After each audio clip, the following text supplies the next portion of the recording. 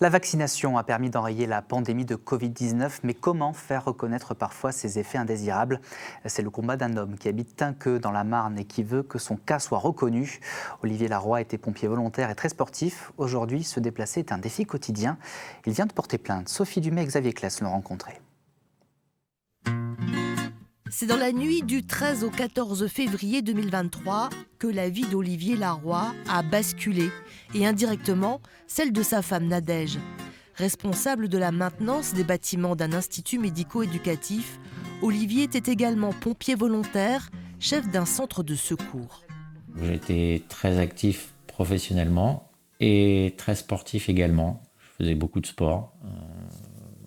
De l'escalade, de la montagne, du ski, du parapente, du VTT, du roller, enfin beaucoup de sport. Et du jour au lendemain, je me suis retrouvé à plus pouvoir rien faire du tout. Olivier est vacciné 3 fois, comme l'oblige la loi à l'époque pour certains métiers. Extrêmement fatigué, il attend avec impatience ses vacances.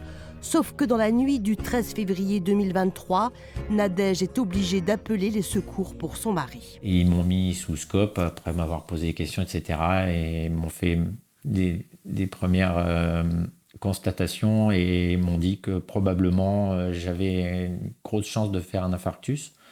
Donc on m'a transféré en urgence à Besançon en coronarographie. Et donc les résultats ont été un MINOCA, qui est un infarctus du myocarde, sans lésion coronarienne, plus une péricardite aiguë, avec un épanchement du péricarde.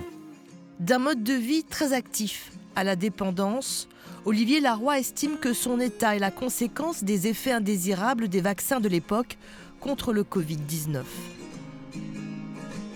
Mon état de santé est probablement lié aux injections. Parce que c'est pas lié au Covid, j'ai jamais eu le Covid.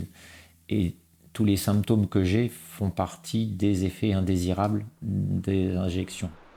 Je ne suis pas du tout anti-vax, au contraire, sinon je ne me serais pas fait vacciner. Et justement, ce vaccin probablement a sauvé beaucoup de monde, a sauvé énormément de vies.